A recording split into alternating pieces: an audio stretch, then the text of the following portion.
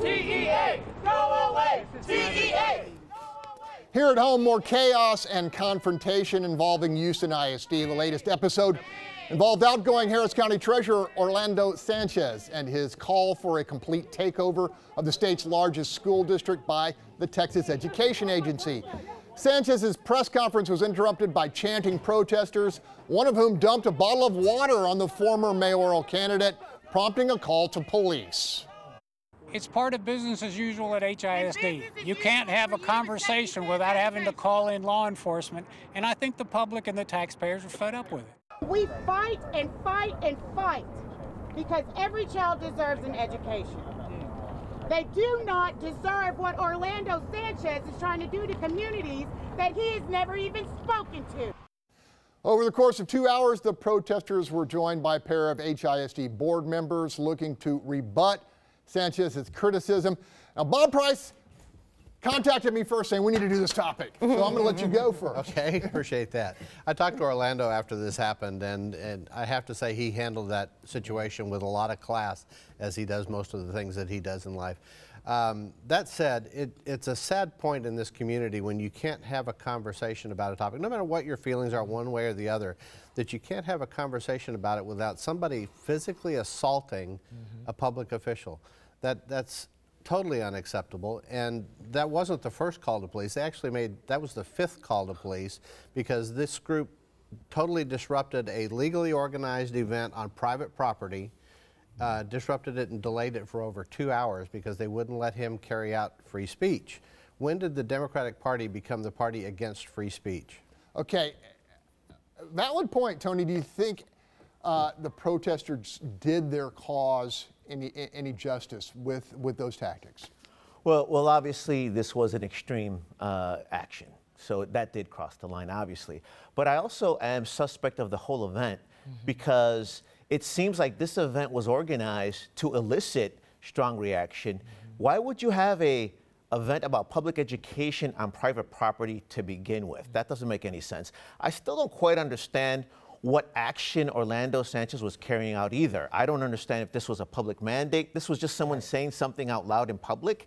I am also really suspect of the state micromanaging a local school district. There's 1,200 school districts. It seems very strange that all of a sudden you've got state legislators working on what's going on in the communities. I think really what the Republicans have done is they've handed HISD a movement, because here you have African-American and Latino trustees working together with the community. And I really think you've woken up the sleeping giant where you've got a black-brown coalition with white allies who are not going to let the Texas State Board of Education close down our schools. And I have to say this, you're right, that went over the top, but the Texas State Board of Education, TA, they're playing games with our community. Houston and Harris County are not going to stand for that. Look, I'm a political reporter. There are rumblings that Orlando Sanchez is considering a mayoral run. I mean, you know, go ahead, Tomaro. This man needs a job. He just lost his job, okay? And he has a goal for 2019, and he wanted to use this as his platform. Anybody who says there are not issues at HISD, they're not being realistic. He looked at the low-hanging fruit, figured he'd start a conversation here. It is rude and unacceptable for anybody to touch you in any matter, whether it's with their hands or with objects, when you are exercising your right. That's it. I mean, I don't care. Even if you're out there, and believe you me, when 3rd Ward, the Klan came to the NAACP, but nobody hit them, nobody threw anything at them while they were out there. That part is wrong, but yes, he has his own agenda. He's got to try to find a job. Jess, what's your take on all this?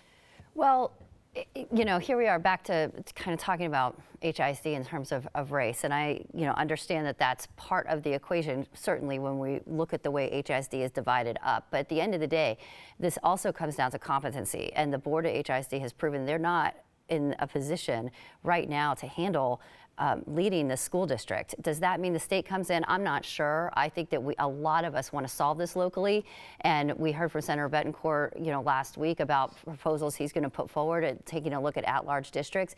Nobody wants to lose any representation. These community schools are critical and the backbone of communities. And yes, every child does deserve an education, and they deserve the best education that taxpayers are paying into so that these children can have a great education. And the funds are being completely mismanaged right now at HISD. And the real loser in this are the children that sit in those chairs every day. We need more money to go into those desks at those kids and make sure the kids are at the center of the spending that's being done at HISD and not cronyism. Okay, we're going to talk more about this issue later.